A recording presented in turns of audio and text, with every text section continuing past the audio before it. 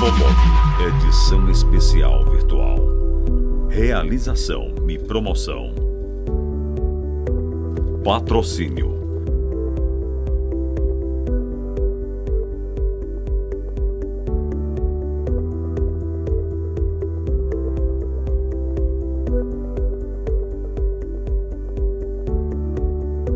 Apoio.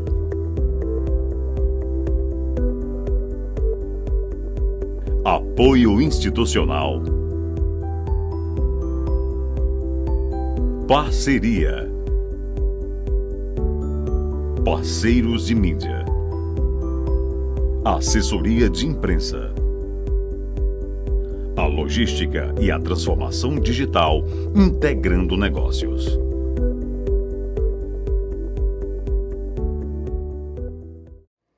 Olá, sejam bem-vindos a mais um dia de atividades técnicas desta edição especial comemorativa aos 15 anos da Expolog.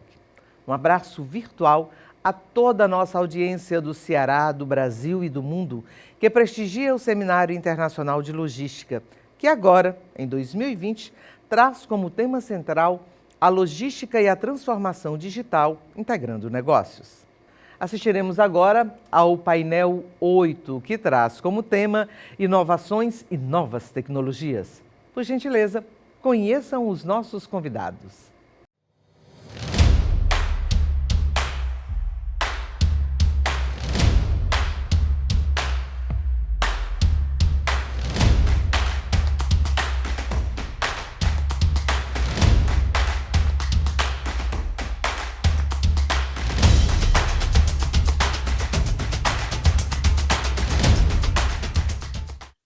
Boa noite à audiência, aos inscritos à nossa querida Expolog, maior evento de logística do Norte e Nordeste, chegando à 15ª edição e dessa vez 100% virtual.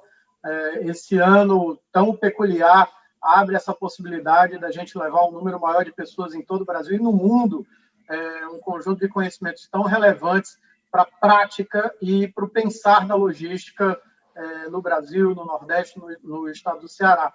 Meu nome é Marcelo Bandieira, eu sou sócio-diretor da Saber Inovar, Educação e Empreendedorismo, uma empresa especializada na área de estratégia, marketing, vendas e inovação.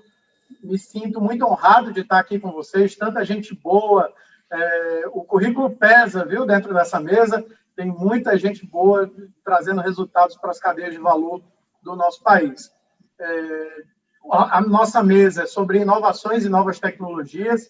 É óbvio que a gente vai falar bastante de tecnologia aqui, mas é importante entender que inovar não está necessariamente vinculado à aplicação de novas tecnologias, mas sim à aplicação de novas práticas, novas formas de pensar, novos modelos de negócio, novas formas de se comunicar com os diversos stakeholders, né? Seja com o cliente, seja com nossos fornecedores. E quando a gente fala da logística, a gente está falando mais do que nunca dessa pluralidade de atores e parceiros envolvidos, governos, empresas, entidades ONGs, né, organizações não governamentais e da sociedade civil de uma forma geral.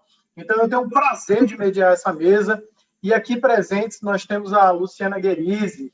Ela é diretora executiva da Associação de Terminais Portuários Privados, da ATP. Nós temos o Fernando Serra, gerente de Estatística e Avaliação de Desempenho da Agência Nacional de Transportes Aquaviários. Temos a Joyce Giacom, ela é Chief Operating Officer da Optimum Supply, né? Bem-vinda, Joyce. E também Angelino Caputo, diretor executivo da Associação Brasileira de Terminais e Recintos Alfandegados, da Habitra. Então, para todos vocês que vão participar do painel com a gente, aproveitem, anotem. Eu mesmo já estou com papel e caneta na mão, porque certamente vai ser um momento muito ímpar para aprender e trocar experiências. Dessa forma, queria passar a palavra já para a nossa amiga Luciana Guerizzi. A palavra está com você e vamos lá, vamos avançar no nosso painel sobre inovações e tecnologias. Ok, Marcelo, em nome da organização, gostaria de agradecer o convite da Expolog, a ATP, que mais um ano participa desse evento, que a gente sabe o quão importante é para a região norte e nordeste do país. Agradecer também aos meus colegas e participantes, pessoas que eu tenho verdadeira estima e reconheço são de alto nível, principalmente quando o assunto é tecnologia. E tecnologia, como você mesmo diz, nem sempre são as técnicas e inovações, mas o modo de pensar. E é nesse contexto que eu venho, em nome da ATP, apresentar o nosso Dataport, né? O Dataport na ATP, ele é um banco de dados do setor portuário, que foi criado por nós, possui visualizações interativas e tem recursos de BI, Power BI, e com uma interface simples para o usuário. Totalmente interativo, informações oficiais, disponível no site da ATP, disponível também já para Android e atualizado semanalmente. Mas eu acho que vale aqui um pequeno histórico de como isso aconteceu.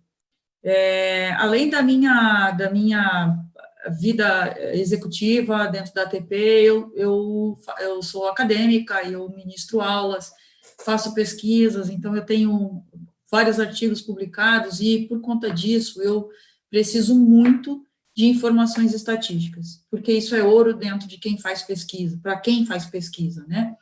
Então, logo que eu comecei a ser pesquisadora, lá atrás, quando eu comecei o mestrado, eu sentia muita falta de dados do setor.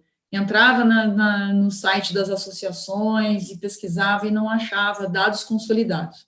E essa ideia do Dataport, não o Dataport especificamente, porque ele foi um nome criado agora, mas a ideia de ter um banco de dados para o setor portuário já vem de muito tempo. Eu sempre tentei fazer isso e nunca tinha me deparado com alguém que concordasse com essa ideia, né? Até que nós, dentro da ATP, admitimos uma colaboradora e eu, um dia, comentando das minhas necessidades, falei, puxa, eu tinha um sonho, né? Eu queria fazer um banco de dados que eu pudesse compilar aos meus critérios tudo aquilo que já existia dentro do site da ANTAC, mas que eu fizesse sobre as minhas necessidades. Eu mostrei, era uma apresentação muito simples, uma apresentação em PowerPoint. Essa colaboradora não respondeu nada, disse, não, interessante e tal. E acho que meses depois, ela falou, olha, eu queria te apresentar um draft que eu tenho aqui sobre aquele banco de dados que você queria, e de repente ela aparece com o Dataport todo compilado, com dados oficiais da ANTAC, porque é uma fonte de dados que nós consideramos oficial e uma fonte de dados extremamente importante. Fernando já me conhece há anos, eu sou uma partícipe da estatística da ANTAC. Nós pegamos dados de outras fontes do governo também oficial, mas preferencialmente da ANTAC, né? As outras fontes são dados que a gente complementa os dados da ANTAC.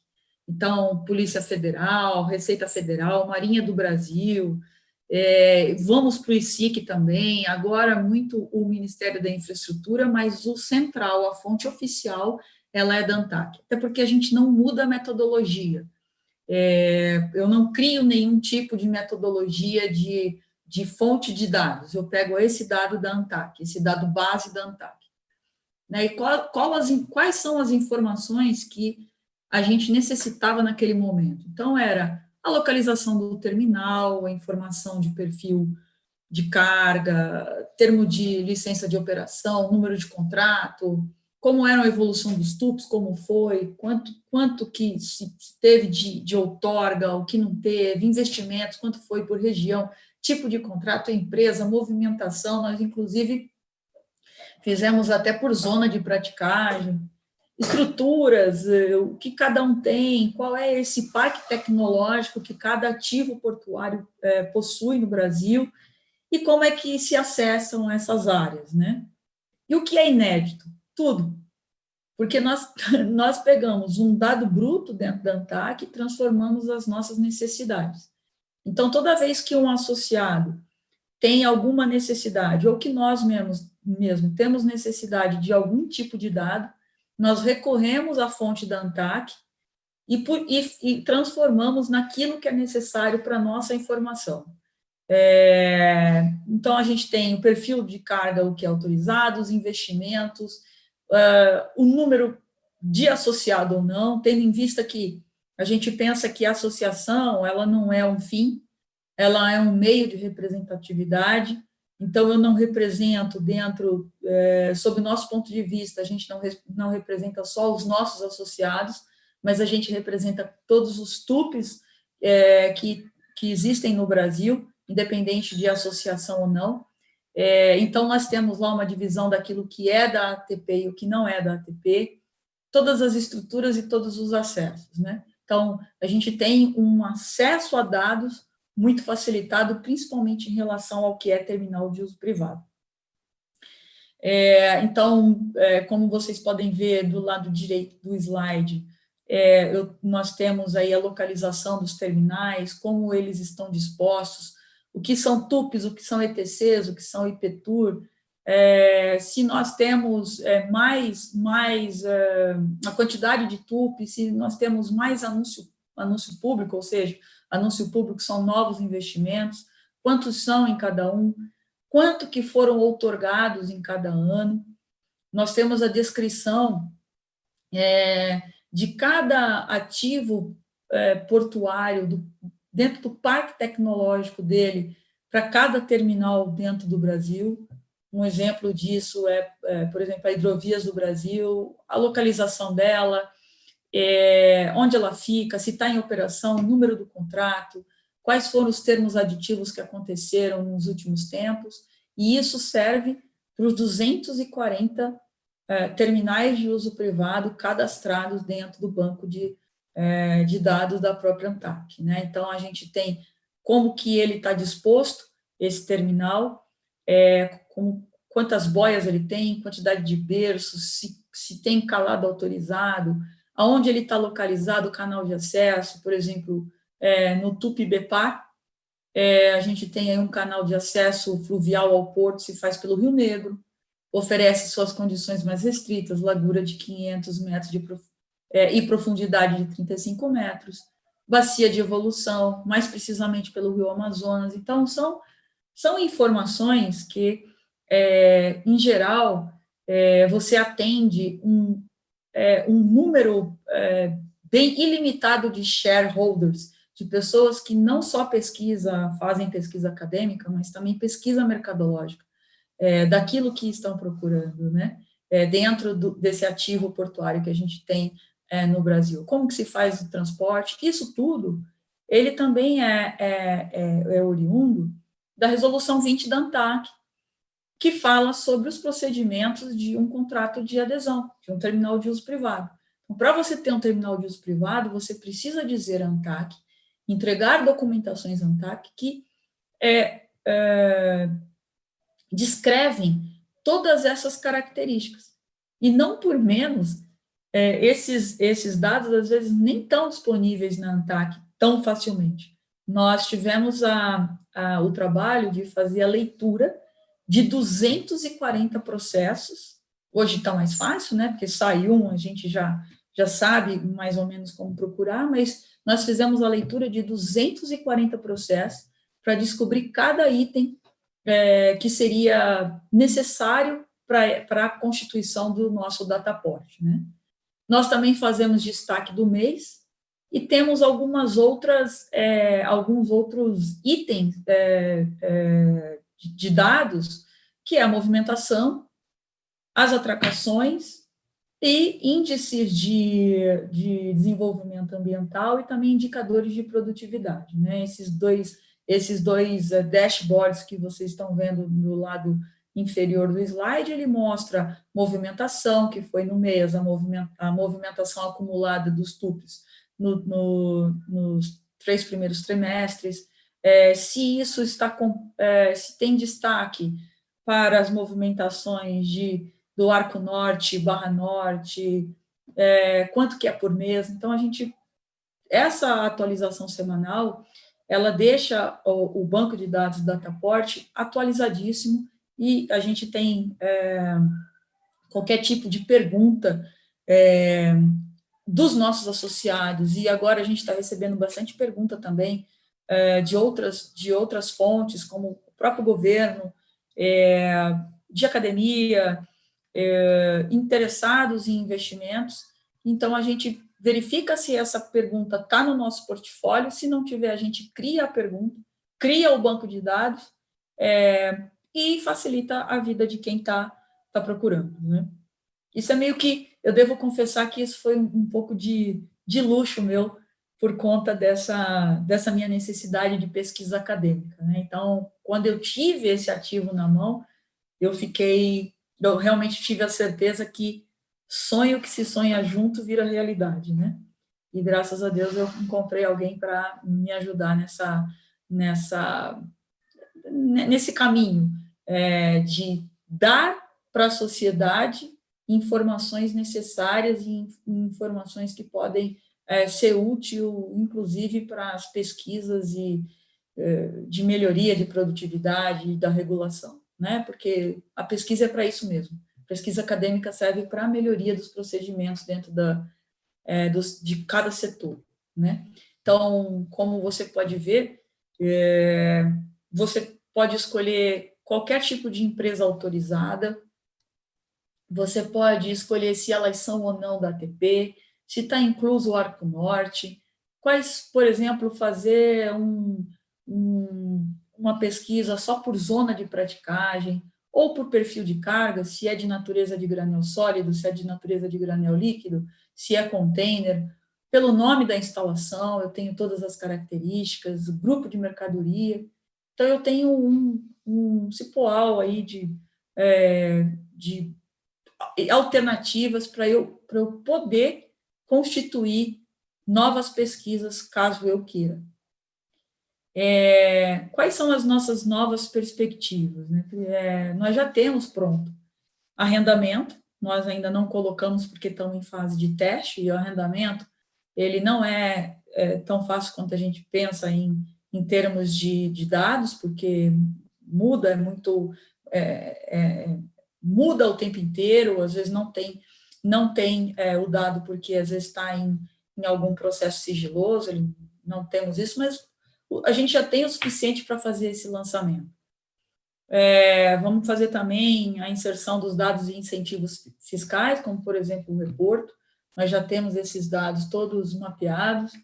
Setor que movimenta agropecuária, indústria extrativista, habilitação de tráfego internacional, a movimentação para exportação, prancha operacional, média, índices de eficiência, consignação média, e uma coisa que eu ia, inclusive, que eu acho que é extremamente importante no setor, é a questão da empregabilidade, de como nós fazemos a gestão da nossa área de gestão de recursos humanos, né? Quantas pessoas estão empregadas? Quanto que aquele terminal emprega? Qual é o gênero? Qual a idade? Qual é o grau de qualificação? Aliás, vou até exagerar na dose e pedir aqui encarecidamente que a ANTAC comece a fazer um trabalho em relação a esse nível de empregabilidade, em relação a gênero, porque hoje, dentro do setor de infraestrutura, a gente não fala mais nada de setor portuário se não for acompanhado da palavra sustentabilidade. E sustentabilidade passa por qualificação desses empregados, sobre equidade de gênero, sobre diversidade, a idade dessas pessoas e o grau de qualificação que a gente pode inserir nesses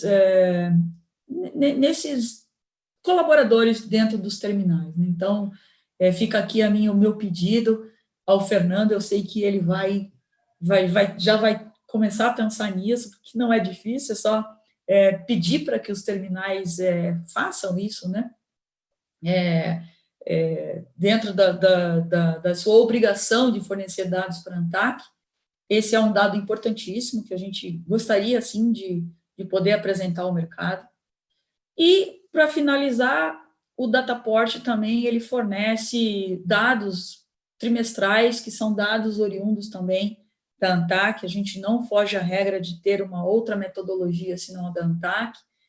E está aí os terminais de uso privado com uma carteira de investimento que ultrapassa 40 bilhões. Isso é um motivo de orgulho para nós, né?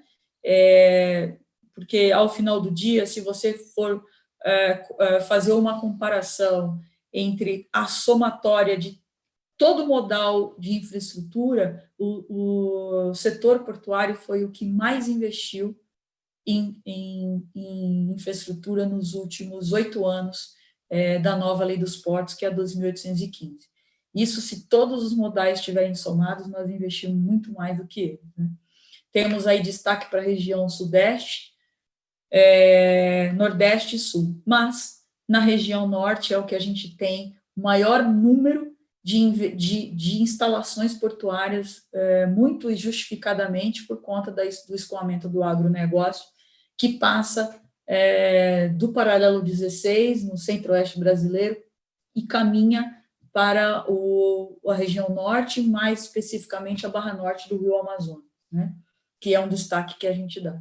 Então, como você pode ver, a movimentação dos terminais no Arco Norte cresce, embora nós tivemos passado aí pela essa pandemia, mas ela cresce 15,7% no terceiro trimestre. Isso é um dado que está dentro do Dataport, especificamente para o Arco Norte.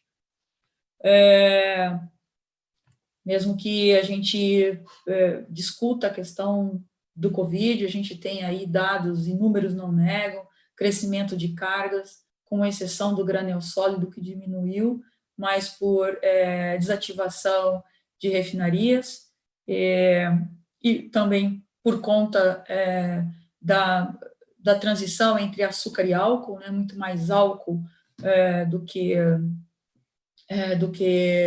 granel sólido.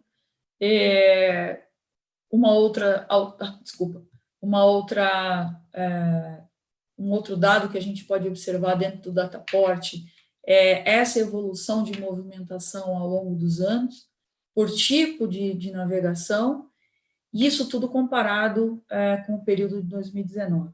Então, eu deixo aqui aberto para perguntas a respeito do Dataport, não sobre tecnologia, mas sobre modo de pensar. Tecnologia, eu estou sem meu braço esquerdo aqui agora, que é nossa analista de mercado, que foi quem construiu essa ferramenta no Power BI, mas sobre estatísticas e o modo de como se fazer pesquisa, nós estamos à disposição. E era isso. Excelente, Luciana, excelente. Eu acho que o primeiro ponto é mostrar que a inovação acontece quando a academia e o setor privado, né, ele se aproxima mais, o setor produtivo se aproxima mais, a inovação acontece, porque eu também sou acadêmico, também sou professor universitário, também fiz a minha participação dentro de um mestrado, e uma das maiores dificuldades que a gente tem na área de pesquisa acadêmica realmente é a mineração, é a obtenção de dados que sejam relevantes, que sejam úteis, né? Então, se um primeiro recado para a nossa audiência é dizer que essa aproximação com a academia, ela é super salutar para a resolução de problemas complexos que nós temos. E a logística, ela, por excelência, ela é o lugar dos problemas complexos, né? Então, nós vimos na prática, né, essa interação gerando resultados. Outro ponto que eu gostaria e aí vem minha pergunta para você, tá, Luciana? De forma muito prática, de forma muito aplicada, você falou que várias perguntas foram respondidas. Quando a gente fala de BI, de inteligência de negócios, é importante salientar que ela é um meio para algo, é um meio para uma tomada de decisão, e essa tomada de decisão ela se vem, olha a academia, né, o pensamento acadêmico, ele vem pela elaboração de hipóteses, né? Então, normalmente, essas perguntas elas são sustentadas por hipóteses. Nesse sentido, eu pergunto, que perguntas foram feitas, né? Que questionamentos foram feitos e de que forma o BI, o Dataport, ele ajudou as empresas na construção, as empresas na tomada de decisão, governos na elaboração de políticas públicas. Você pode dar 1 ou 2 exemplos para a gente?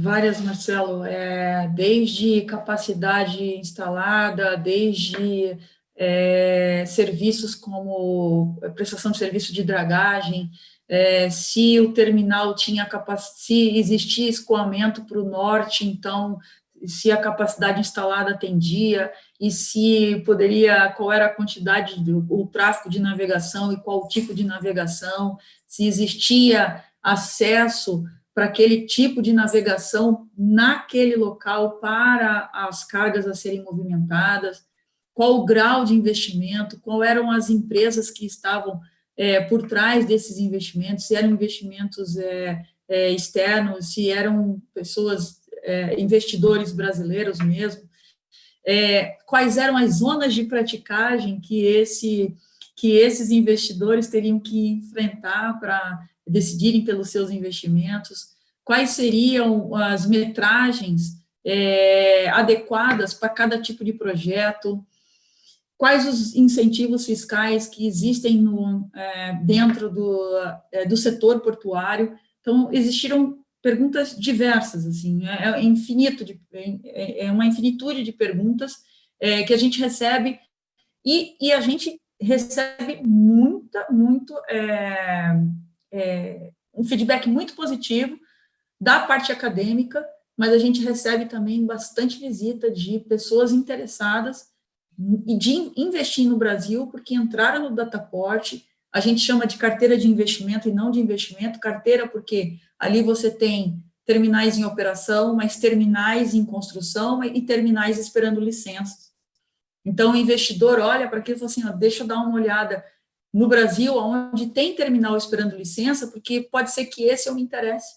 Então, eu assumo essa responsabilidade, eu compro essa carteira de investimento, e dependendo do lugar ou o que ele vai fazer, é como eles decidem, né? A gente recebeu, inclusive, perguntas até de setores de bancos, né? A XP, por exemplo, foi uma que se interessou pelos dados que estavam consolidados no Dataport.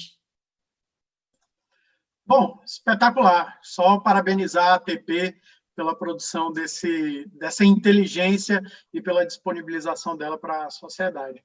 Eu queria conduzir, né, avançar no nosso painel, passando a palavra para Joyce Ribeiro, né? Para quem não lembra, ela é COO da Optimum Supply, e a palavra está contigo, Joyce. Obrigada. Deixa eu compartilhar aqui com vocês.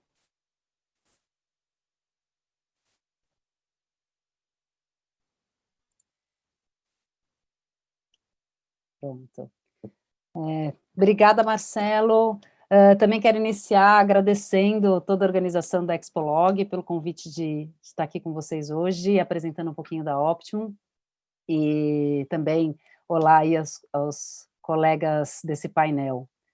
Bom, como o Marcelo falou, meu nome é Joyce, eu sou hoje diretora de operações aqui da Optimum Supply, sou engenheira mecânica, fiz mestrado em engenharia de sistemas logísticos, e eu estou contando isso porque o início da Optimum Supply, na verdade, foi lá atrás, há mais de 10 anos, quando eu estava cursando esse mestrado, e eu tive contato com uma metodologia de tomada de decisão que foi um divisor de águas aí na minha vida e dos meus colegas dentro da Optimum Supply também.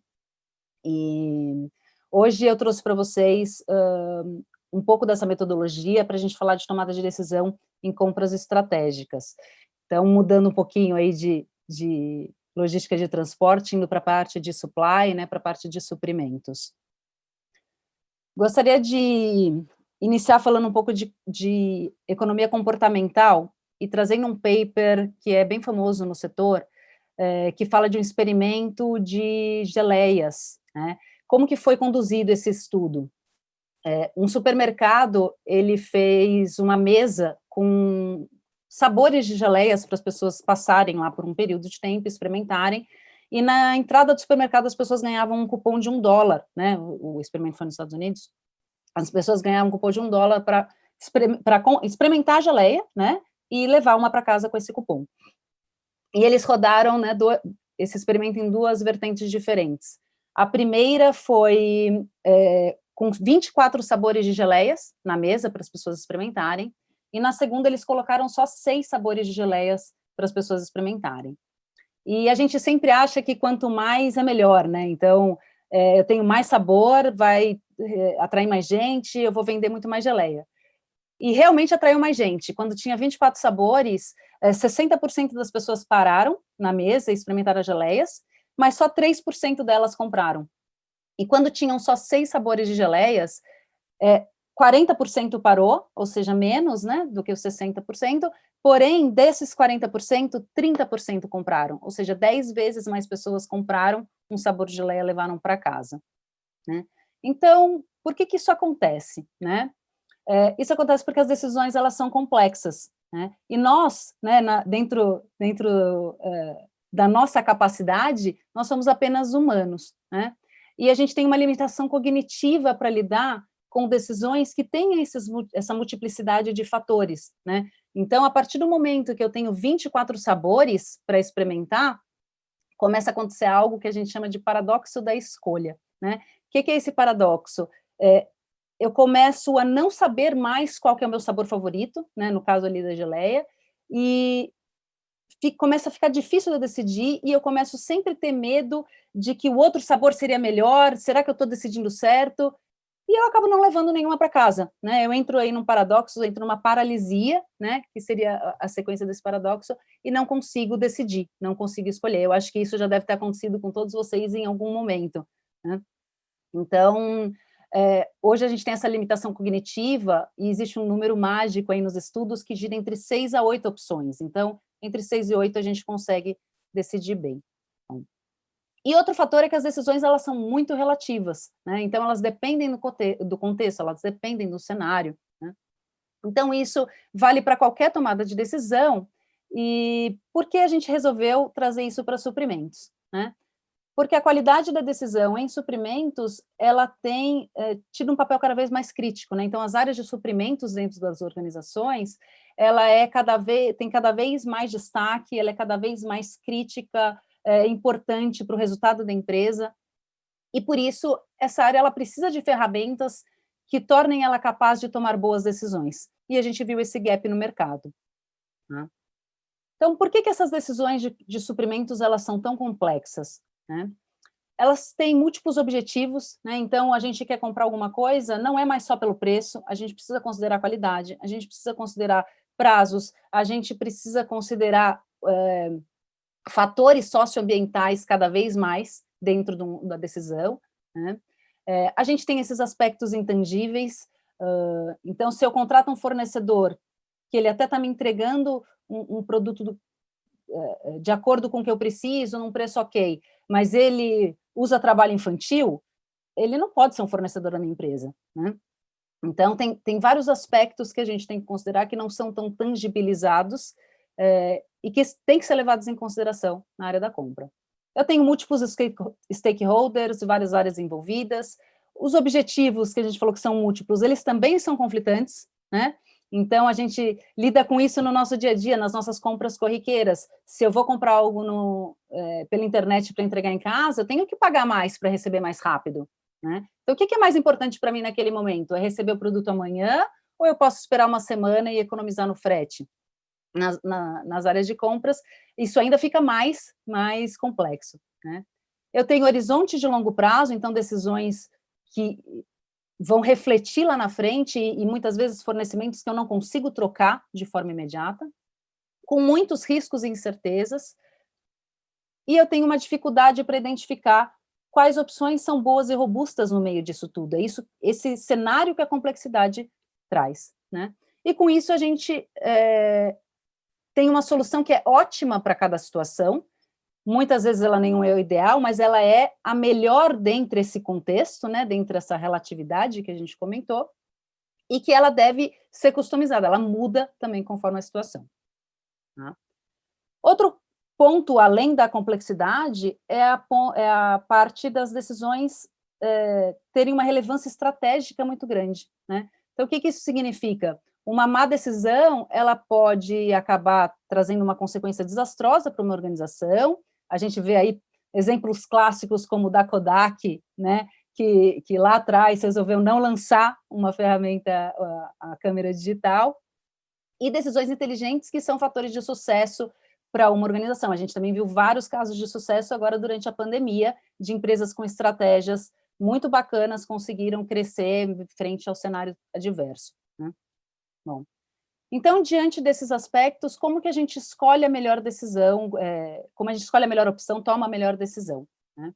Quando a gente junta a complexidade e essa relevância estratégica, a gente precisa ter um método para a tomada de decisão, né? Como a gente até já estava vindo da palestra anterior, né, com a Luciana, a parte acadêmica, ela pesa aqui para te garantir que você está tendo uma decisão assertiva, que você está conseguindo elaborar todo o cenário, porque a gente não pode só confiar ali na nossa capacidade cerebral humana, né, quando a gente fala desse cenário que é tão importante e que tem uma complexidade tão grande, né?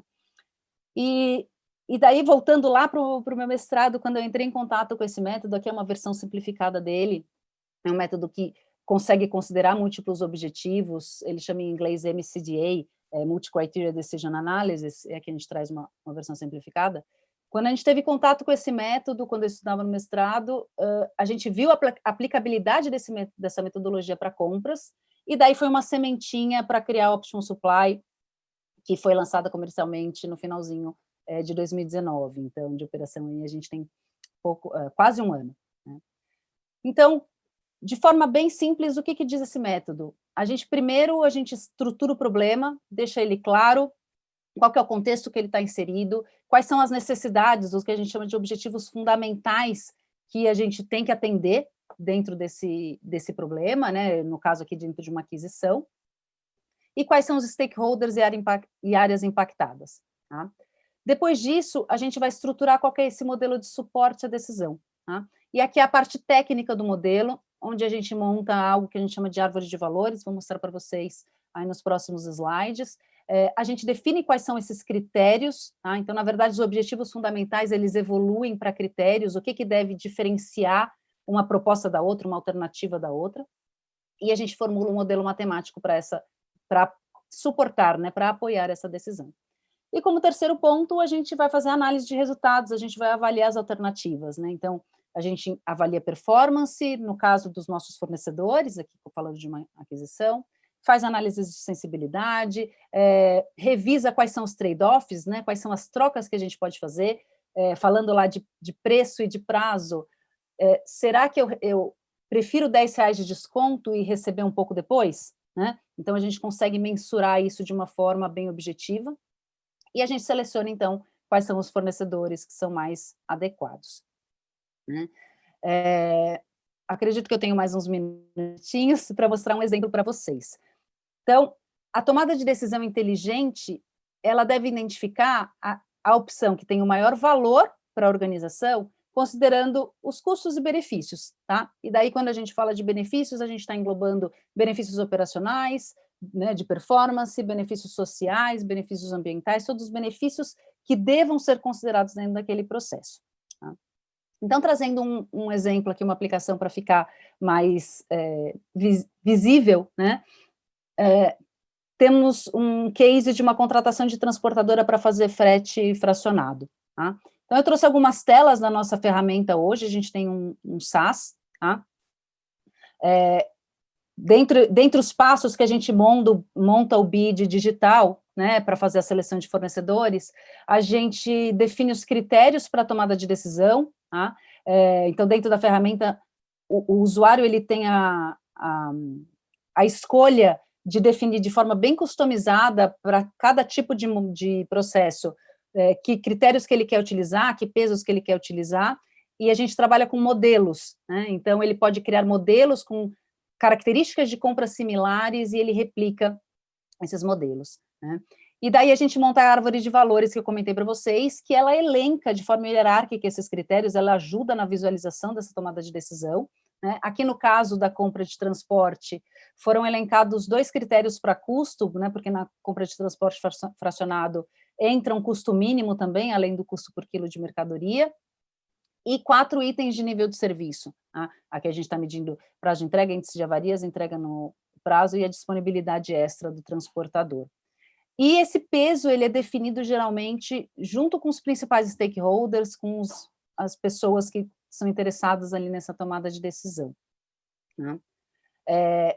É montada uma RFP, né, uma solicitação para os fornecedores, essa solicitação ela é disparada através da nossa ferramenta, é gerado um link onde o fornecedor responde essas perguntas, ele responde tanto num formulário, como a gente trouxe exemplo aqui, como também em forma de planilha, para facilitar quando você tem bids muito longos, né? E depois a ferramenta consolida esses resultados e traz para aquele passo 3 da nossa metodologia, que é a parte de análise, né? Então, a gente consegue analisar a performance de cada fornecedor para cada um dos critérios de maneira muito clara, né? Então, aqui a gente vê que o fornecedor D, por exemplo, é o que está com maior pontuação, porém a pontuação dele é advinda só de custo, né? Aqui a gente está falando de maximização de valor, então o menor custo ganhou o maior valor, né? É o que tem a maior nota, então o maior aqui é melhor.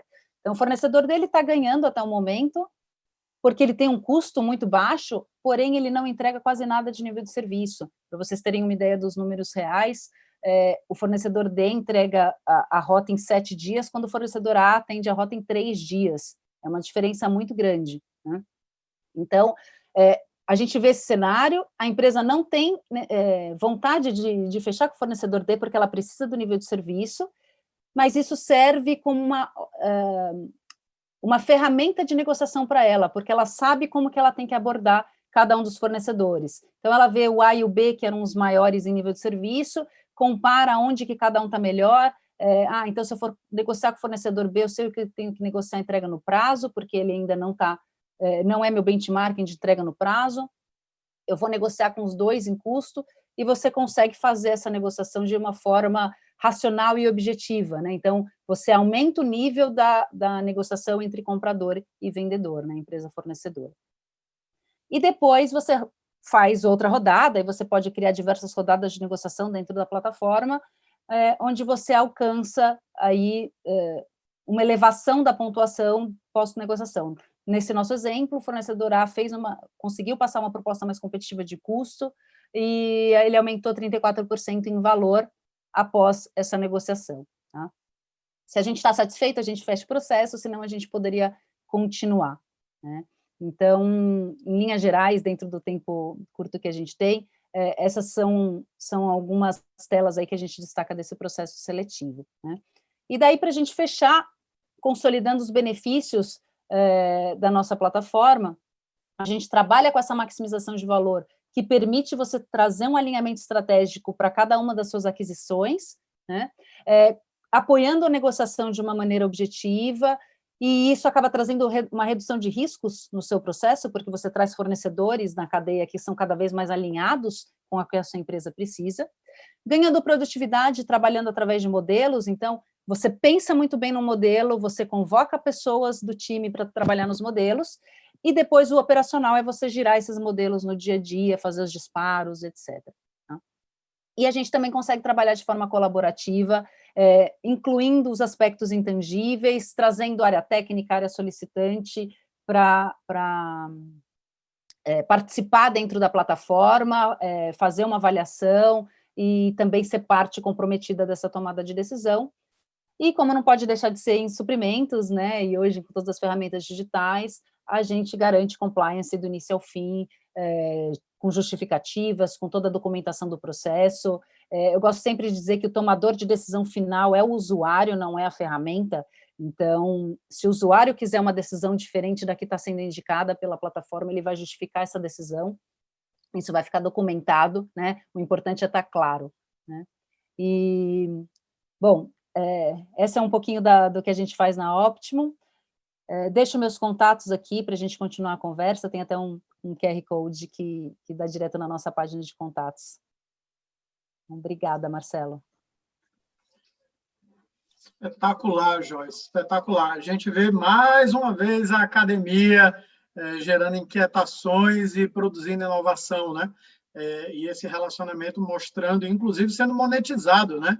Gerando novas empresas, novos empregos, novas oportunidades de negócio e melhorias para o setor produtivo. Então, parabéns também, Joyce, pela inquietude, né? Transformar essa inquietude em empreendedorismo.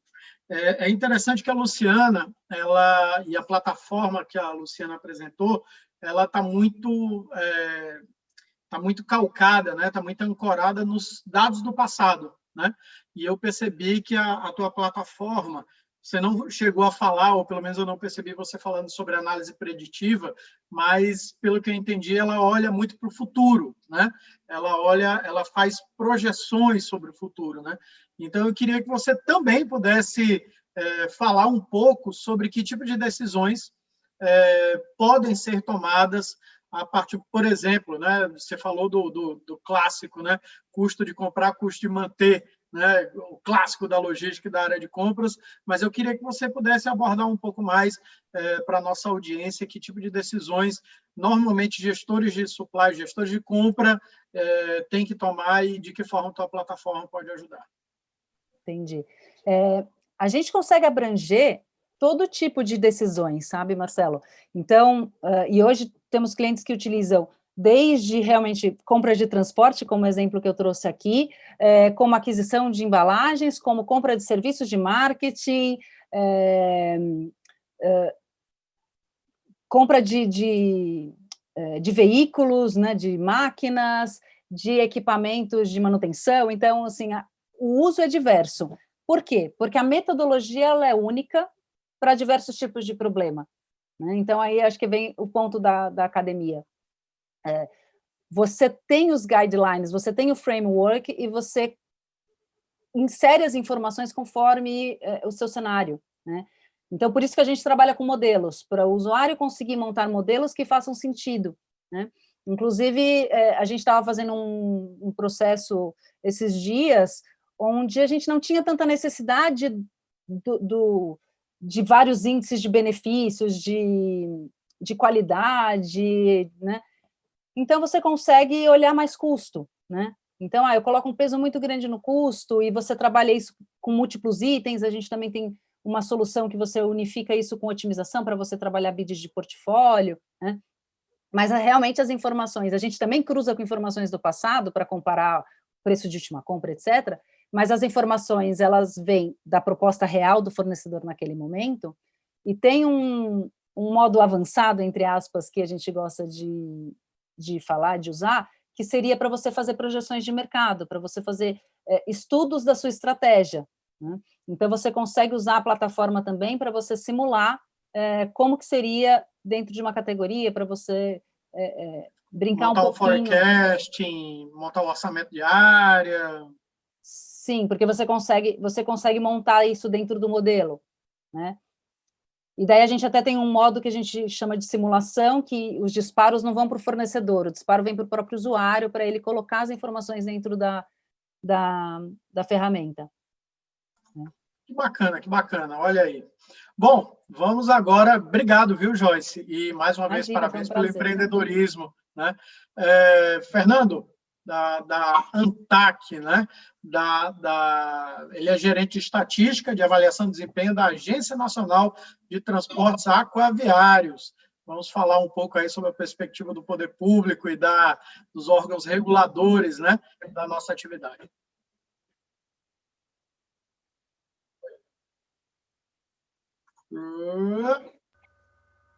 Tá, não tinha visto. Tá bom, vamos inverter.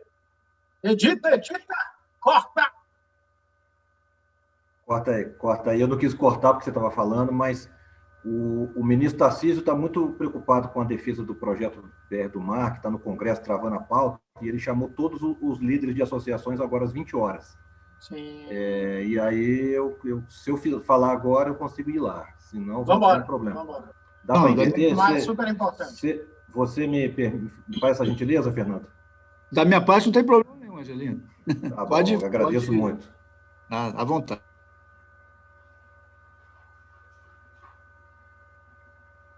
Tá bom.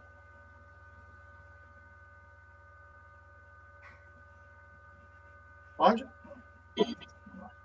Bom, vamos agora para o nosso terceiro debatedor, né, palestrante. Ele vai falar sobre o Confere Web. O Angelino Caputo é diretor executivo da Associação Brasileira de Terminais e Recintos Alfandegários, a ABTRA, o ABTRA. Angelino, a palavra está contigo. Bom, obrigado, Marcelo. Deixa eu compartilhar a minha apresentação aqui. Botando o modo de apresentar.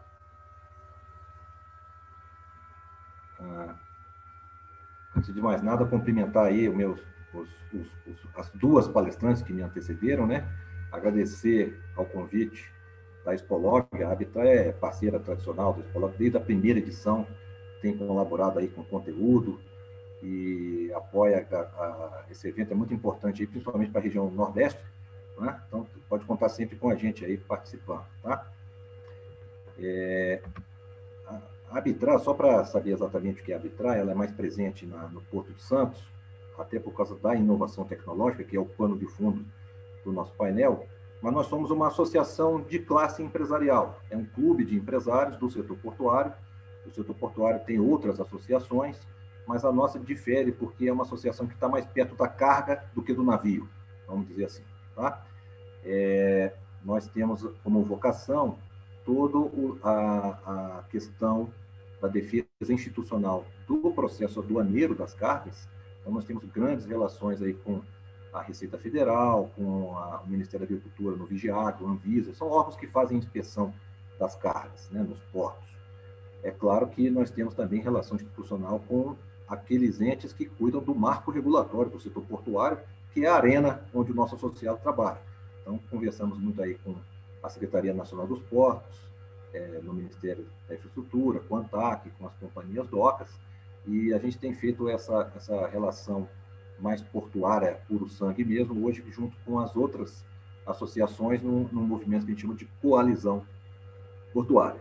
Mas a Habitrar, de todas essas associações, é a única que provê soluções de tecnologia de informação, claro que é focado em Santos, né, no Porto de Santos, que é o maior, em colaboração com os órgãos anuentes. Então, nós funcionamos como se fosse um birô de tecnologia da Alfândega de Santos, por exemplo.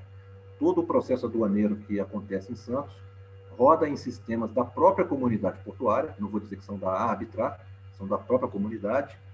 É uma parceria público-privada de 30 anos de idade, quando isso ainda não chamava parceria público-privada. Agora a gente descobriu o que é que a gente faz. É parceria, mas foi criado por uma necessidade que gerou uma inovação, né? O que aconteceu lá há 30 anos atrás? Os navios chegavam carregados, precisavam desembarcar e o cais estava abarrotado das cargas dos últimos navios que chegaram, que estavam aguardando o processo de liberação. Então, não tem jeito de tirar essas cargas daqui, fazer esse processo em outro lugar para liberar o cais.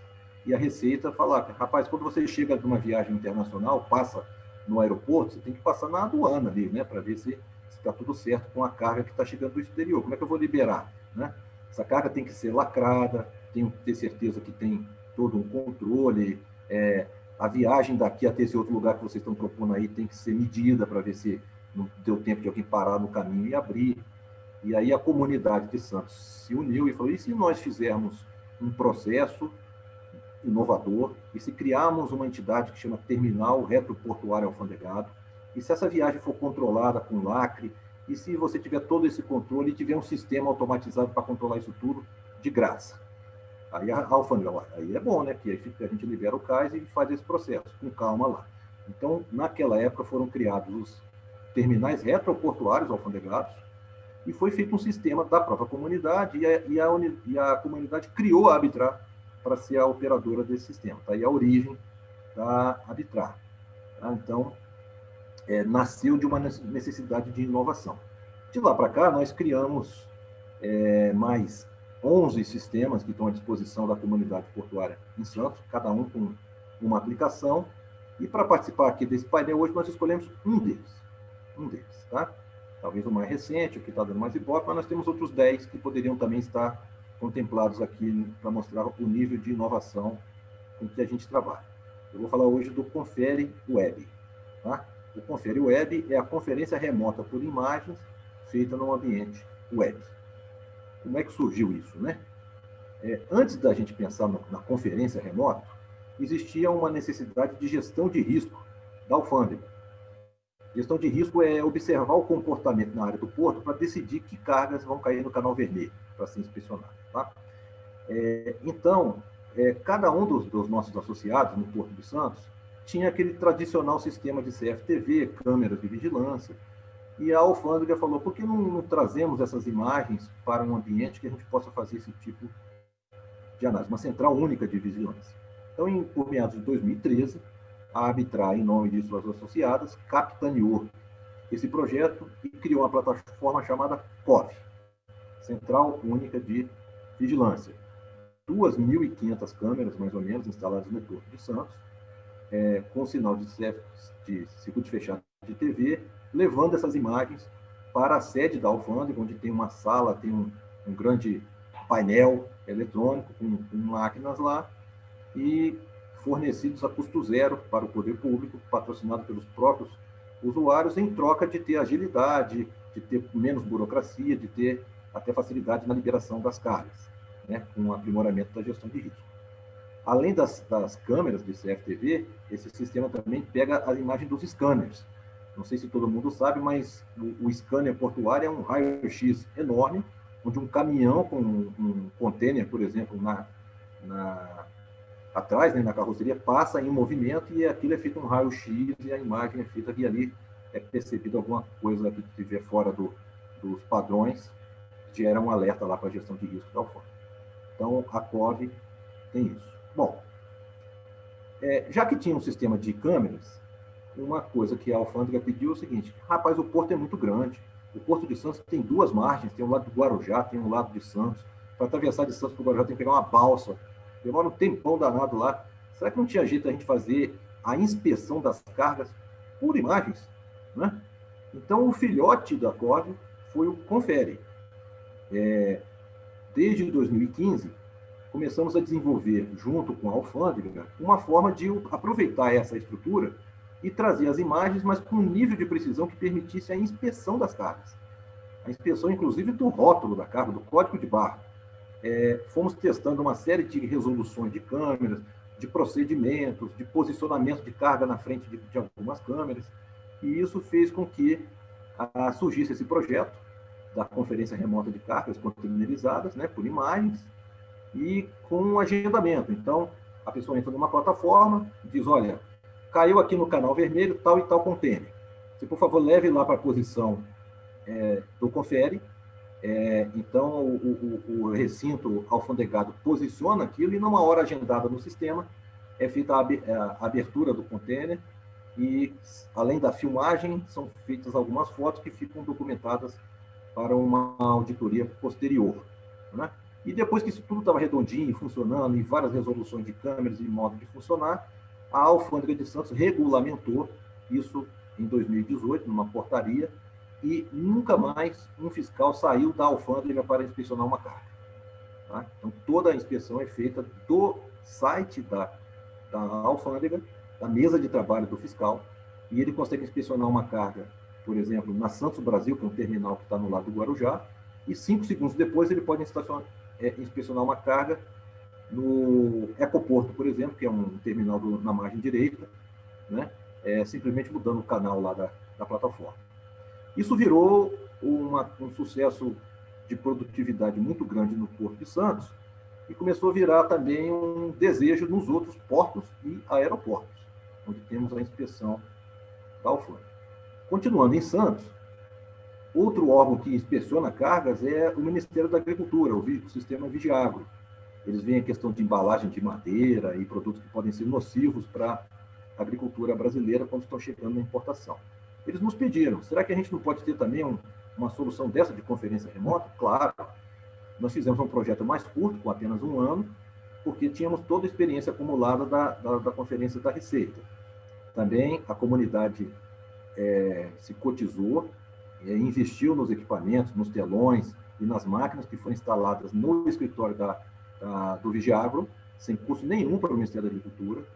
Colocamos lá as conexões de fibra óticas e levamos as imagens de conferência desse tipo de carga também para o escritório do Vigiagro.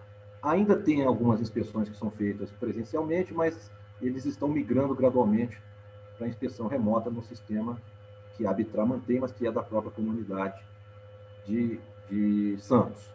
E, claro, tivemos que fazer um portal mais especializado, porque o processo da alfândega é diferente do processo do Vigiagro, mas a filosofia operativa é a mesma. Aí chegou a pandemia. Eita, lascou, chegou a pandemia. O fiscal pegou Covid. Então, todos os outros fiscais tiveram que ir para casa. Puxa vida, mas o cara inspeciona por imagem da mesa dele, do trabalho. Como é que ele vai inspecionar de casa? Emergencialmente, o que nós fizemos? Nós fizemos o Confere VPN. Nós fizemos uma conexão do notebook ou do computador da casa do fiscal até o computador, que é a estação de trabalho dele, na alfândega, para ele fingir que estava na alfândega e fazer as inspeções. Tá? E tivemos que fazer algum pequeno desenvolvimento também, mas resolveu temporariamente a questão de não parar as inspeções. Vocês sabem que a atividade portuária, desde o começo da pandemia, foi declarada pelo Ministério uma atividade essencial. Não teve interrupção, inclusive o Brasil continuou sendo abastecido e batendo recorde na exportação da safra, porque os portos não pararam um segundo sequer durante a pandemia. Né? E imagina o pessoal tendo que trabalhar com essa situação, então de casa, no trabalho remoto, continuando fazendo as inspeções sem nenhum prejuízo aí para os nossos associados. Só que, e os outros portos e aeroportos que não tinham o Confere da Arbitrar? Não teve jeito, eles tiveram que improvisar algumas coisas. Então, a Receita abriu mão de alguns itens de segurança e o pessoal começou a improvisar. Faz com o WhatsApp, faz com o Teams, faz com o Zoom, igual nós estamos fazendo aqui esse debate, mas longe de ter o nível de segurança da solução de Santos, porque ela veio crescendo ao longo de alguns anos aí, em termos de inovação. A Arbitrar pensou, bom, já que existe essa necessidade, por que eu não migro toda essa plataforma de conferência que já é dominada e que tem um nível de segurança superior para uma plataforma web?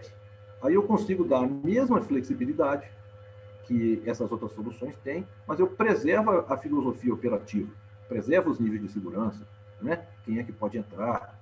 E aí começamos a desenvolver um portal, migrar a plataforma para um portal de acesso restrito pelos fiscais, eles entram com certificado digital e conseguem fazer a mesma coisa sem ter a necessidade de fazer aquela VPN da máquina dele até a máquina de trabalho lá do escritório dele. Pode acessar de qualquer computador, onde ele leve lá o token, né, com o certificado digital dele.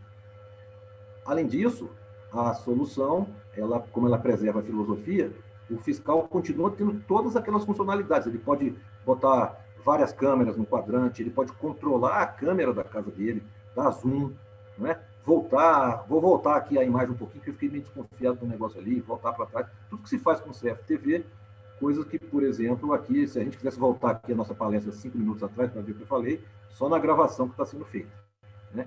Então, as outras soluções improvisadas não tem isso. Isso aqui só para a gente... Se eu contei rapidamente, agora eu vou mostrar algumas imagens, só para a gente ter uma ideia prática de como isso funciona, tá? Isso aqui é um fiscal lá na sala do COV, da COV, né, da Central de Operação e Vigilância, olhando, por exemplo, uma imagem escaneada de um caminhão. Está vendo que o container está em cima do caminhão. Ele está vendo lá se tem alguma coisa que chame a atenção, que possa gerar algum tipo de alerta e exigir, por exemplo, que esse container seja inspecionado. Senão, passa reto lá. Isso aqui é o Confere tradicional.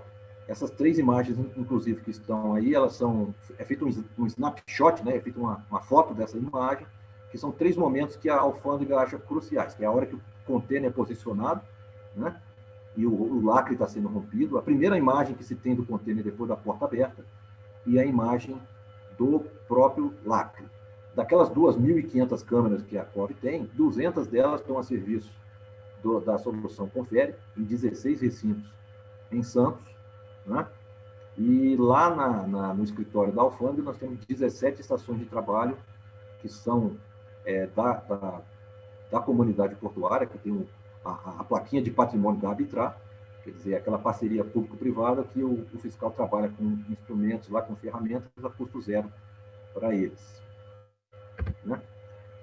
Aqui não vai dar para ler essa tela, mas é uma tela do sistema de conferência do Vigiagro, onde o fiscal tem todo um portal onde ele marca quem é que ele vai inspecionar, qual é o recinto, qual é o documento que está associado,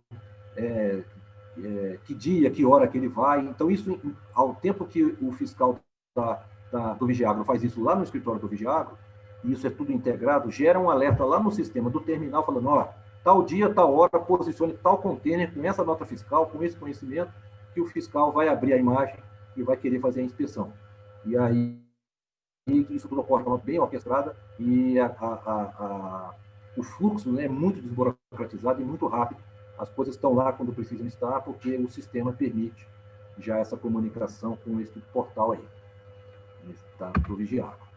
Aqui é aquele confere VPN que eu falei, essa tela aqui da esquerda, com essa barrinha azul, não sei se dá para ver, tem uma barrinha azul dizendo que a imagem que eu estou vendo na tela não é a imagem do meu notebook de casa, é a tela de trabalho da minha estação que está lá remota. E aí o fiscal abre, e com essa imagem da direita, você pode ver que ele tem o controle do sistema de CFTV integrado à plataforma. Ele tem aí comandos para movimentar a câmera, tem posicionamento, se ele vai fazer mosaico de câmera ou não, se ele vai dar zoom, tudo de casa. Este ambiente é que a gente quer levar para o portal web, e nós estamos terminando a implementação dele, é uma novidade, né? Consequência aí do desafio que a pandemia nos trouxe, mas ele tem um portal também. Eu vou passar aqui alguns slides, que é a gravação de um fiscal entrando e navegando pelo sistema, um fiscal fake, né? Que ainda é o nosso pessoal no ambiente de desenvolvimento, mas para você ter uma ideia. Vou apertar o play aqui e vou tentar narrar o que acontece na prática. O fiscal, ele entra e se autentica com um ambiente seguro, com um certificado digital, e aparece uma aba ali. Então, a primeira coisa que ele vê é a página de agendamento dele. Ele vê tudo que está agendado para ele ver no dia, o horário, né? Se ele quiser saber detalhes, ele clica, por exemplo, aqui, e aí, deixa eu apertar o pause aqui um pouquinho, só para dizer que ele tem informações aqui do recinto, que é onde vai ocorrer a inspeção, qual é o documento que está associado a essa inspeção que vai ser feita, se é uma declaração de embarque, se é um TUI, TUIMP, todos esses documentos do comércio exterior, que não vale a pena dizer aqui, número do container, pessoas que vão participar, está tudo ali agendado, e ele efetivamente roda a inspeção quando for o caso. Se ele quiser agendar uma nova inspeção, né, então ele vai informar essas informações que ele está criando uma nova fiscalização remota que vai acontecer daqui a alguns dias. Então ele informa ali qual é o documento da carga que vai ser, que puxou essa necessidade de inspeção, ele diz qual é o recinto, qual vai ser o horário e outras informações a mais. E o interessante aqui também é o seguinte, a gente vai ver um pouquinho mais na frente,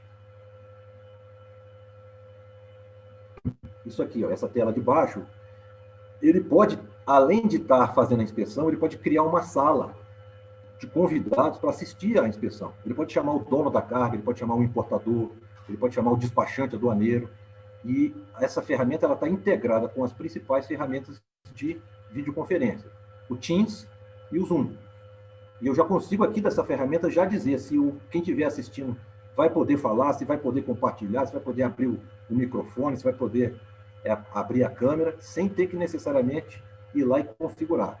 Então, isso já sai um e-mail aqui, um invite para quem está envolvido no convite, tanto o fiscal como o dono do recinto, que vai ter que posicionar como os convidados, e está montada a festa. A inspeção pode ocorrer. Tudo isso é configurado, está em teste, né? Vai ser configurado nessa plataforma.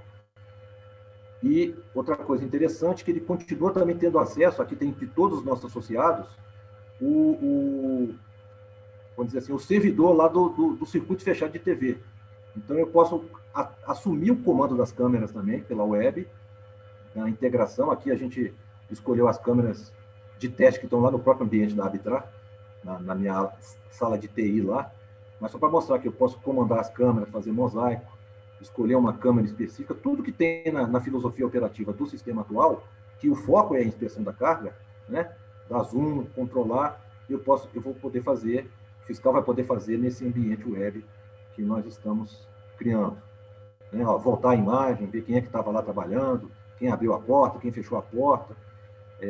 São questões que influenciam na gestão de risco e que dizem se a carga está liberada ou não. Então, isso simplifica demais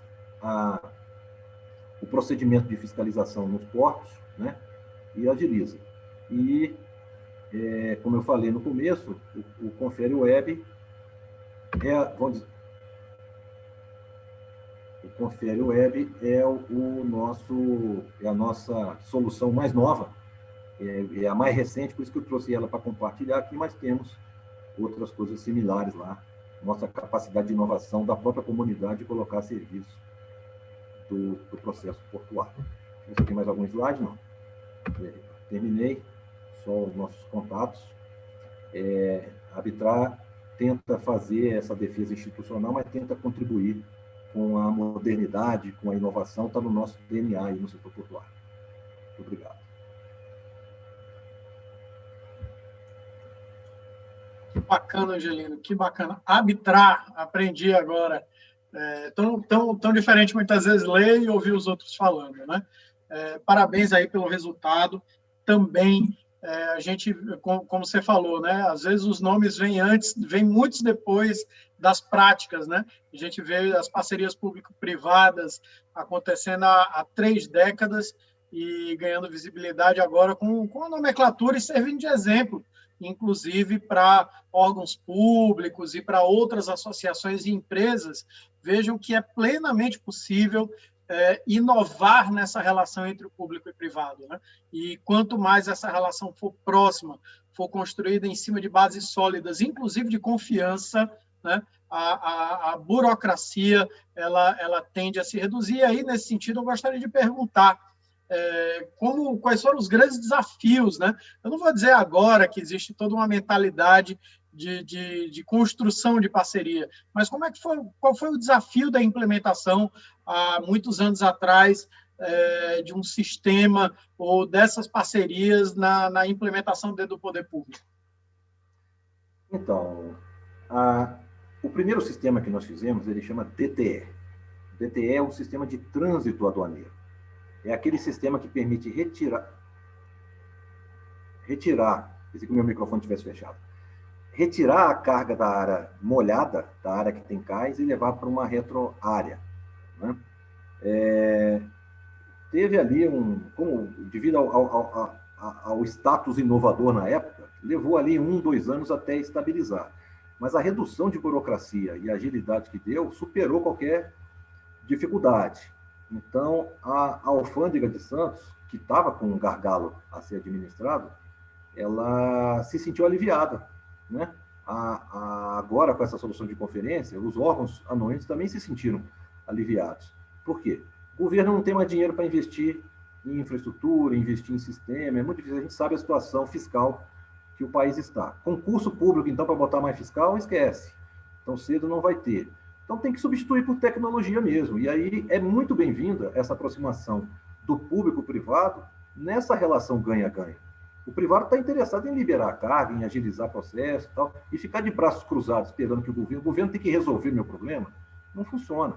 Então, está aí um exemplo que já tem 3 décadas, como você citou, e que teve lá seus perrengues, suas dificuldades, uma coisa natural, coisa técnica, né? Mas nunca ninguém desviou do objetivo, que é implementar e que é agilizar o processo. E por isso que por isso que em Santos, pelo menos, onde a gente aplica essa questão tecnológica, a Arbitrar é reconhecida e agora a gente está partindo para um reconhecimento nacional. Nós estamos oferecendo esse tipo de solução, de abordagem, para os outros portos também. A gente acabou de desenvolver uma série de hackathons, por exemplo, que são maratonas de inovação, onde a gente pega um problema real da comunidade portuária e tenta ver o que a academia, o que o pessoal que mexe com inovação aberta pode fazer para resolver esse problema. Olha que coisa interessante, Marcelo. O setor portuário é um setor tradicional, as pessoas são conservadoras, tem os problemas lá, mas a coisa é muito bruta. É o guindaste, é o trem, a locomotiva. Então, o pessoal tem um pouco de medo de tecnologia. Todos os terminais têm lá a sua tecnologia, mas não existe um processo sistematizado de resolver com tecnologia questões sistêmicas, questões que envolvem todo mundo, né? E a Arbitrar tem tentado estabelecer ou declarar aqui no Brasil esse processo inspirado numa coisa que a gente viu em Singapura. Lá em Singapura, os caras, quando tem um problema desse, alguém tira o problema do contexto, faz uma maratona de inovação, as equipes vencedoras vão para uma incubadora de empresa, para uma aceleradora de startup, viram uma pequena empresa e devolve uma solução que atende todo mundo. Então, nós fizemos uma maratona em cada região do país, fizemos uma no Nordeste, vendo a questão do problema de cabotagem, fizemos uma no Norte, vendo a questão da navegação no Rio Amazonas, com calado dinâmico dos navios, fizemos uma no Centro-Oeste, vendo como é que a integração das ferrovias dentro do Porto de Santos, chegam 3 ferrovias em convergem num trilho só, como é que agiliza a comunicação. Fizemos uma no Sul, vendo como é que faz a homologação da profundidade depois das campanhas de dragagem, com todas as dificuldades. E a grande maratona que nós acabamos de fazer semana passada, em parceria com um evento institucional que ocorre todo ano, foi sobre como é que a gente mede a eficiência dos berços de atracação que dão vazão à safra do Brasil, né? Com toda a base de dados do Porto Sem Papel, que é um sistema do governo que fica hospedado no cerco, com apoio da Receita Federal, e os meninos fizeram uma coisa impressionante. Consideraram que o navio que vai embarcar o grão tem que fechar o porão na hora da chuva, que a dificuldade de chamar a praticagem na hora da atracação, às vezes não é igual para cada berço. E como é que eu sei efetivamente o que eu posso contar de cada berço? Né? Eficiência, na verdade, é o quê? É o tanto que eu estou usando de uma determinada capacidade máxima. Qual é o máximo real que eu posso considerar que um berço pode escoar? Não é simplesmente o tamanho do berço e a esteira que está descarregando o navio. É tudo que leva assim, a dificuldade do navio entrar, do navio sair, do cara amarrar, de vir um rebocador, de ter chuva, de não ter chuva. Isso não tem em lugar nenhum, nem modelo matemático, mas nós temos história. Nós temos a base que pode ser colocada numa inteligência artificial e esse sistema aprender para cada condição qual é a capacidade. Então, isso foi colocado no hackathon e é nessa linha que a Arbitrar tem tentado se afirmar aí como sendo uma mola impulsionadora da inovação para o setor portuário. Bacana, Angelino. Espetacular. Feliz em ver a inovação acontecendo nessas relações. E aí, falando de ambiente regulatório, poder público e a questão do relacionamento com a iniciativa privada, eu gostaria de passar a palavra para Fernando Serra, da ANTAC. Quero, inicialmente, cumprimentar os colegas do painel e agradecer à organização do evento o convite e a oportunidade de estar aqui apresentando alguma coisa sobre o sistema de desempenho portuário da agência, que é o grande pulmão de dados do setor aquaviário nacional. Eu vou compartilhar uma apresentação.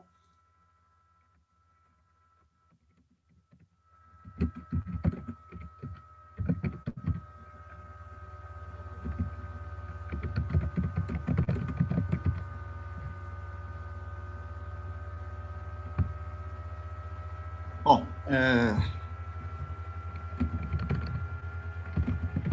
primeiramente falando sobre a Agência Nacional de Transportes Aquaviários, para quem não é do setor aquaviário, às vezes parece estranho esse nome ANTAC, né? Eu já ouvi falar até que isso era remédio, né? Já, em algum lugar já me falaram se era remédio, né?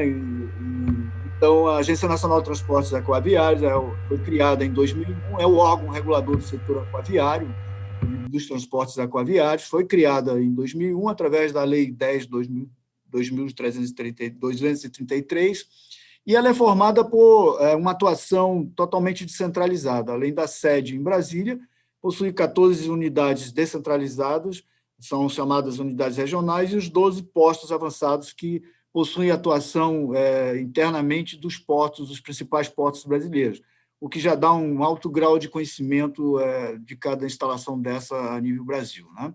Ela atua através das superintendências finalísticas, abrangendo as áreas de regulação, fiscalização, outorgas e a área em que eu me insiro, e que é o tema que eu vou tratar aqui, que é o Sistema de Desempenho Portuário, que é a área de estatística, também estudos e meio ambiente. Eu gosto muito dessa frase e sempre gosto de repeti-la onde eu tenho a oportunidade de falar, né? Você não pode exigir a resposta certa se fizer a pergunta errada. Eu vi isso no filme Old Boy, e isso, de certa forma, sintetiza o papel da área de dados da ANTAC em suprir as respostas, mesmo que elas tenham sido formuladas via perguntas erradas, né? Então, esse é o grande papel nosso, na minha concepção, que é de suprir o mercado com dados de qualidade que possam responder às perguntas feitas, mesmo que elas sejam feitas de formas não adequadas. Essas respostas são dadas através de algumas visões, né? Ninguém pode pensar no setor aquaviário apenas numa visão única, né? Então, a área de dados da ANTAC ela tem a visão da regulação, fiscalização e outorga, que é a visão interna da agência, né? Então, somos fornecedores das áreas internas da ANTAC, a visão do próprio mercado regulado, e aí todos os entes regulados, a visão do consumidor, que a gente pode dizer aí o dono da carga, a pessoa que faz a importação e a exportação, e a visão do projeto e dos planos nacionais de logística. Então, a gente supre todos esses elementos aí. Um projeto de um porto novo ele não vai ser feito sem a utilização das bases de dados que a agência possui, né? E, finalmente, a visão da academia, que já foi falada aí pelos colegas, e é uma visão também bastante importante para as evoluções das nossas plataformas, né? E a gente tem atendido muito, não só no Brasil, mas também lá fora também, através de doutorados, mestrados, mesmo monografias e parcerias com a academia. A primeira relação, a primeira ocorrência de dados registrados no Brasil se deu em 1839. Se a gente parar para pensar, ainda era Dom Pedro II, que era o imperador nessa época, né? Eu quis colocar isso aqui porque eu quis citar a base do IPEA, né? O IPEA Data é uma excelente plataforma para se buscar dados, não só do modal aquaviário, mas de qualquer outro tipo de modal. E lá está registrado a série histórica a partir de 1839 das movimentações portuárias. Até 1979, os dados portuários eram mantidos espaços, né? Eram coletados por vários órgãos que eram responsáveis pela administração de portos no Brasil, e havia uma publicação não muito sistematizada desses dados, né? Mas as bases do IPEA têm bastante coisa sobre isso. Nos anos 80, com o surgimento da Empresa de Portos Brasileiros, que foi a empresa que começou a administrar a questão portuária brasileira, num movimento de centralização, a Portobras começou a publicar o chamado Anuário Estatístico Portuário. Esses anuários eram estáticos e, geralmente, eles surgiam no ano subsequente, já fora de contexto, de um passado muito distante. Com o surgimento da ANTAC em 2001, e a sua instalação em 2002, a ANTAC continuou a fazer esse papel de publicação desses anuários estatísticos portuários, também em papel, né? E isso também havia a questão estática dessas publicações, e os dados eram sempre relacionados ao ano anterior. Já em 2010 a 2013, a ANTAC já inova um pouco aí, colocando esses dados nas plataformas de planilhas, né?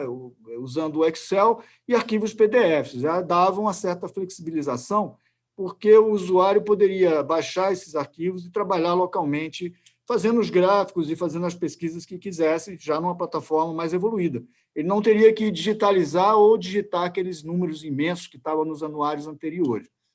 Mas a grande virada que houve em termos de publicação de dados foi a criação do chamado Estatístico Aquaviário da ANTAC, que se deu a primeira publicação no ano de 2014, e hoje se encontra disponível no portal anuario.antac.gov.br. Esse anuário quebra o paradigma de coisa estática e passa a publicar os dados na forma de estatístico, com atualizações mensais, né? Isso flexibilizou muito, né, a questão dos dados e ampliou imensamente a quantidade de informações disponível nessa mídia disponível na web. O futuro, a gente tem vários pensamentos. Eu costumo dizer que o anuário estatístico nosso não é estático, ele tem que evoluir a cada momento, né? A gente pensa numa série de evoluções, inclusive com utilização de inteligência artificial, melhorias da qualidade do dado dentro das aplicações para smartphones, e há uma série de convergências que a gente vem fazendo para ampliar a capacidade do estatístico. O tripé é básico para que se tenha uma boa condição de dados para o governo, é baseado principalmente no apoio legal. Então, existe em lei, a própria lei de criação 10.233 da ANTAC, ela estipula que a agência reguladora possa usar, tem a obrigação de pegar esses dados, né? E é impossível você fazer uma regulação, fiscalização e outorga sem acesso aos dados do setor regulado, e através de normas internas da agência, né? A gente tem uma resolução 3274, que é uma resolução da fiscalização que obriga os nossos regulados a enviarem seus dados às nossas plataformas. Sem isso, a gente não teria esse sucesso na manipulação e guarda desses dados. O sistema também realiza reuniões anuais. Essas reuniões servem para evoluir também o sistema, discutir os problemas e as novidades e quais as ansiedades, os anseios de cada setor, né, para a evolução. E as evoluções são todas elas pré-discutidas, não há nada imposto de cima para baixo, e esse também é um fator de sucesso, né? A gente não impõe nada, tudo é pré-discutido de forma bastante ampla. Os fatores de êxito para a nossa área de dados dentro da agência, eu começo dizendo que nós resolvemos quebrar aquela dependência direta com a TI, né? Então, eu disse uma vez para o pessoal da TI, não que eu não gosto da TI, mas eu disse a eles, eu não quero sistemas, eu quero dados, porque quando eu peço um sistema e você me apresenta o sistema, já não me serve mais. Então, eu quero acessar diretamente as bases de dados da ANTAC. E isso foi uma luta. Pode parecer brincadeira, mas houve uma resistência muito grande da área de TI em me dar esses acessos. E hoje eu tenho um acesso direto a qualquer plataforma interna da ANTAC via SQL. Então, a minha equipe ela trabalha com ferramentas, né, na extração desses dados e transformação desses dados diretas, né? Eu não dependo de nenhum sistema de TI, eu não dependo de nada, eu faço um acesso direto. E, com isso, a gente ampliou e muito o conhecimento interno sobre os dados internos e sobre bases de dados externas também. Com isso, nós temos uma grande capacidade de produzir informações, que é trabalhar esses dados para gerar informações. O grande pulmão do sistema de desempenho portuário é o SDP, né, que é o próprio sistema. Ele foi concebido para receber, armazenar e fazemos toda a consolidação e, finalmente, várias publicações. Não temos só o estatístico, temos várias publicações baseadas nesses dados. Ele é um sistema que começou a operar em 2004, com adesão de 3 portos organizados, inicialmente, mas que só se consolidou no ano de 2010, quando a companhia do CDRJ, a companhia Docas do Rio de Janeiro, aderiu também ao sistema. Então, de 2010 a 2020, a gente tem 100% da quantidade do universo de dados do setor portuário. Então, é uma base de dados de 11 anos aí bem solidificada. Ele contém dados que podem ser divididos em 4 grandes blocos: dados de atracação do navio, dados da carga que aqueles navios estão operando, dados de tarifas e preços que são praticados pelas autoridades portuárias nas cobranças feitas nos acessos aos seus portos, e um grande repositório de dados que são os tempos, desde o tempo do fundeio do navio, passando pela operação do navio até a desatracação do navio. Então, esses dados formam uma quantidade imensa de capacidade de produzir informações. O grande produto da base de dados da ANTAC hoje é o Estatístico Aquaviário, que eu já falei, está disponível no portal e naquele endereço direto. Ele divide as informações obtidas em movimentação e transporte, porque há uma pequena diferença em que é movimentado e que é transporte, né? O movimento são as cargas que entram e saem do navio, o transporte tem a ver com um ponto de origem, um ponto de destino, né? Então, a gente apresenta a movimentação portuária, a movimentação de containers, porque o container é uma mercadoria com alto valor agregado, então a gente dá um destaque. E na questão de transporte, a gente apresenta as navegações de longo curso, cabotagem e vias interiores. Os grandes destaques aqui são uma aba voltada para os indicadores do setor. A Luciana apresentou alguns indicadores aqui, com certeza a Abtra tem também indicadores, mas a gente também tem os nossos indicadores baseados nas nossas plataformas. A gente permite um download completo dessa base de dados, isso tem sido bastante útil para as academias fazerem seus trabalhos, fazerem suas simulações, e aí já na questão de projeções. E o grande pulmão é a possibilidade que a gente deu para que os próprios usuários façam suas próprias pesquisas, né? Como que isso funcionou? Aí eu faço o link com aquela pergunta, com aquela frase que eu citei no começo: não tem pergunta bem respondida se não houver a pergunta bem feita. Então, quando a pergunta é mal feita, a gente vai atrás e transforma isso em uma facilidade dentro do monte de suas próprias pesquisas, para que o próprio usuário possa obter suas respostas corretas dentro dessa facilidade. Aqui é só um exemplo do que pode ser obtido a nível de informação. Os primeiros 3 trimestres desse ano, nós movimentamos 850 milhões de toneladas, o que, por si só, já é mais do que se movimentava em 2010, né? 10 milhões de toneladas a mais, o que projeta quase 40% de crescimento ao longo da série histórica de 11 anos, e um crescimento no trimestre, nos 3 primeiros trimestres, de quase 4%. Né? Em média, o setor portuário cresce aí a 3,2% ao ano, estatisticamente falando. A gente mostra também, dentro dos nossos dados, alguns indicadores, como o ranking, os indicadores de tarifas, os indicadores de atracação, os tempos médios das atracações de cada navio e a produtividade, que popularmente é conhecido no setor como prancha média operacional, que é a quantidade de toneladas embarcadas, desembarcadas por hora, ou uma métrica qualquer que mostre a eficiência de cada terminal. Além do estatístico aquaviário, a ANTAQ tem desenvolvido uma série de outros painéis. Né? Eu destaco aqui alguns, dentre os quais os painéis que mostram todas as instalações privadas e os arrendamentos. Aí converge no sentido do que falou a Luciana da ATP, né? E a gente já tem esses painéis que também dispõe tudo sobre as nossas outorgas de autorizações e também os arrendamentos portuários existentes no Brasil. O outro é o Índice de Desempenho Ambiental, que é o IDA. O IDA hoje já é uma referência não só nacional, como já está se falando isso internacionalmente, e o Ministério da Infraestrutura passou a adotar o IDA também e vai passar a fazer com que o IDA seja gerado para os demais modais, né? Então, ferroviário, rodoviário, vão trabalhar também com indicador de desempenho ambiental.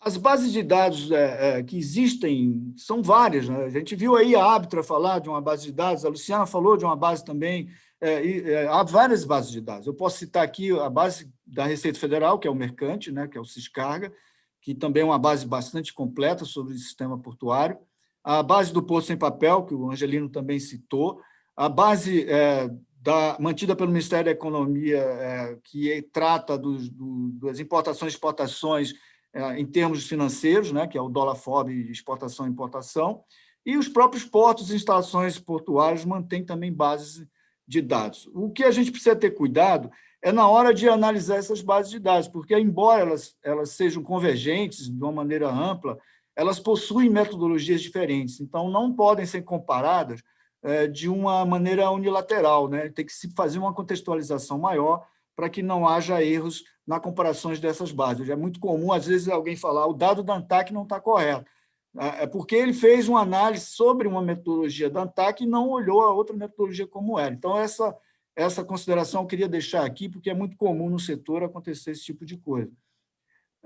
Para finalizar, os próximos passos que a agência vem fazendo na área de dados, e como eu falei, o estatístico ele é sempre renovado, a gente está fazendo agora uma revisão muito grande e produzir uma nova versão do estatístico, onde a gente vai reforçar cada vez mais o faça você mesmo. Né? A gente quer colocar esse módulo lá do estatístico como sendo a grande ferramenta geradora de respostas corretas, né? Mesmo que as perguntas sejam mal formuladas. A gente também trabalha em avaliação de métodos para medição de eficiência portuária, e aí são várias as ferramentas utilizadas, vários modelos utilizados. Estamos trabalhando em agregar ao sistema de desempenho portuário um controle de omissões e supressões portuárias, tanto para a carga como para os navios. Né? Isso é até uma motivação nova e a gente está trabalhando nesse projeto. E uma coisa importantíssima, que é a complementação dos dados do próprio sistema de desempenho portuário. Ele é uma visão do setor aquaviário bastante ampla, mas não contém todos os dados, né? E a gente pôde observar isso nas palestras que precederam aí, que trataram do setor aquaviário.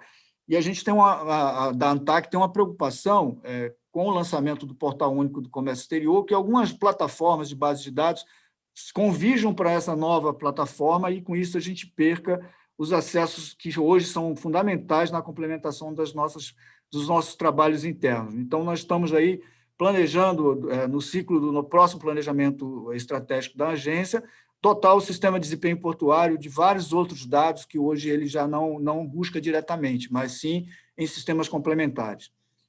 Deixo aí o correio eletrônico, o endereço eletrônico aí do e-mail da nossa gerência, que é a Gerência de Estatística e Avaliação de Desempenho. Me coloco à disposição para qualquer tipo de questão a ser levantado E, mais uma vez, agradeço a participação aqui e a oportunidade que eu tive.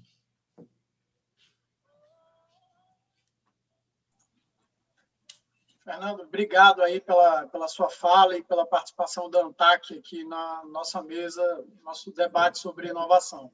A gente viu que as 4 falas, praticamente, abordam a questão do acesso à informação, né? E eu entendo que a LAI, né, a Lei de Acesso à Informação, ela ajudou muito nesse processo de abertura dos dados, de compartilhamento de dados dentro do próprio governo, entre ministérios, entre diversos órgãos e agências, e também a sua disponibilização à sociedade, de uma forma geral.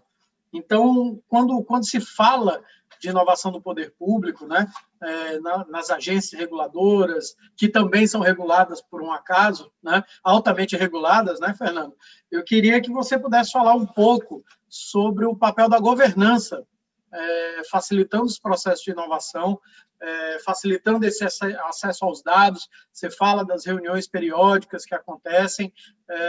Queria que você pudesse falar um pouco para a audiência sobre a dificuldade de inovar dentro do poder público, o papel que a LAI trouxe as possibilidades que foram abertas a partir dela, e a gente está na reta final aqui do nosso painel, então vamos lá. Bom, Marcelo, eu vou ser bem direto ao ponto, né? E assim, eu sou um grande defensor das integrações de bases de dados governamentais, né? Então, quando você falou das dificuldades, veio logo de cara a questão do sigilo, né? Então, é uma grande barreira que, mesmo dentro do governo, órgãos não troquem dados por questões de sigilo.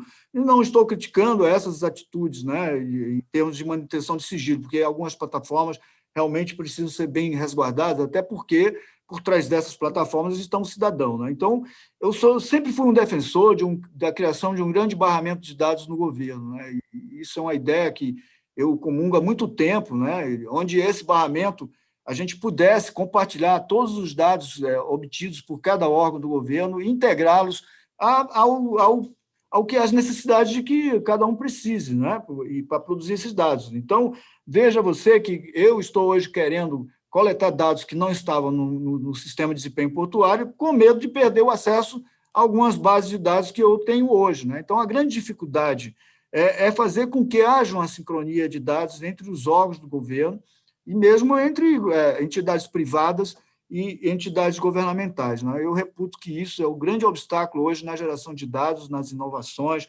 e essa dificuldade a gente tem, de certa forma, vencido. Eu tenho agora estou envolvido num projeto, junto com a Marinha do Brasil, para desenvolver um barramento de dados, onde a gente já colocaria uma plataforma onde houvesse todos os dados de navios, né, que estão, tanto navios brasileiros de bandeira brasileira, como internacionais, para que todo mundo que tem interesse em acessar esses dados possam usufruir desses dados de uma forma aberta, né? É claro que algumas coisas são sigilosas e esse sigilo vai ser mantido, mas essa possibilidade já me atrai muito, né? Então, eu acho que, para resumir, a grande dificuldade é a integração de dados por questões de sigilo, por questões de barreiras tecnológicas que alguns órgãos e algumas empresas têm.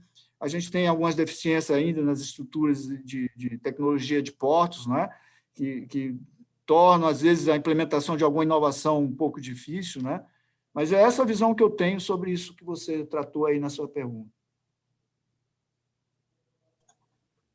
Bom, Fernando, obrigado aí pela sua fala.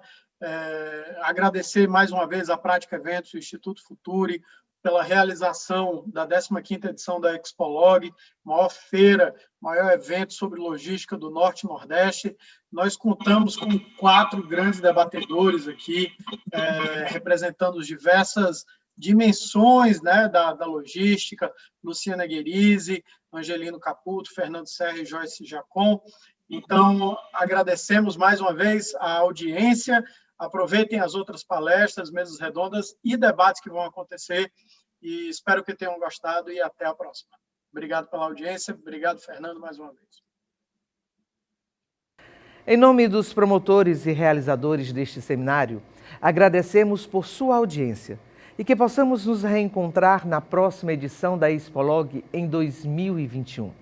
A todas as famílias, desejamos dias de paz e muita saúde em seus lares e em suas vidas.